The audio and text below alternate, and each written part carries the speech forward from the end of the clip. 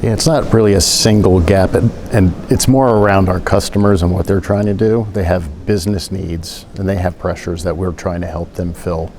And it's really around the kind of the three main themes which you heard about, which is around kind of performance and intelligence from an instrument point of view, and then ultimately sustainability, because they all wrap into them being able to address their business challenges and deliver for their customers.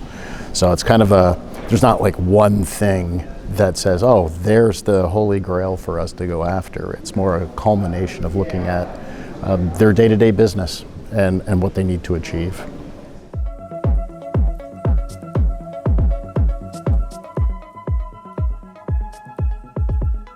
All three. It's kind of a funny thing, and they don't necessarily raise it directly. So in the conversations, you start to pull out these themes and see commonality around again, back to the pressures that they're facing just to be able to deliver on their business needs or deliver to their customers. If you take a look at, for instance, environmental testing labs, it's all about trying to get their samples and generate a report as quickly as possible for their customers.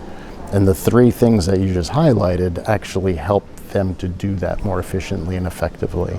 And that's not unique to an environmental testing lab. You know, you can go to a chemical lab, they all have these same kind of pulls.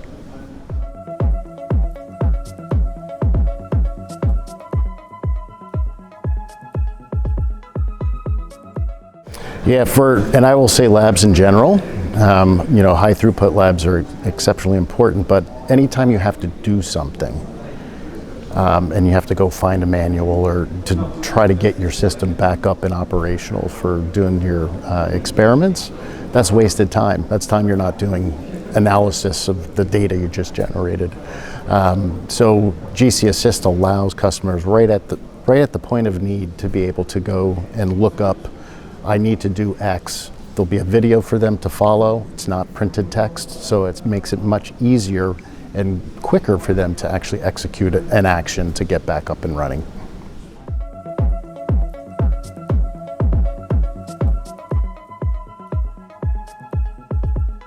Yeah, so we can come up with really great ways to make things go faster and be more productive, but they won't be deployable. And we have to always remember to put that in the context of how a lab operates and who is actually doing the work.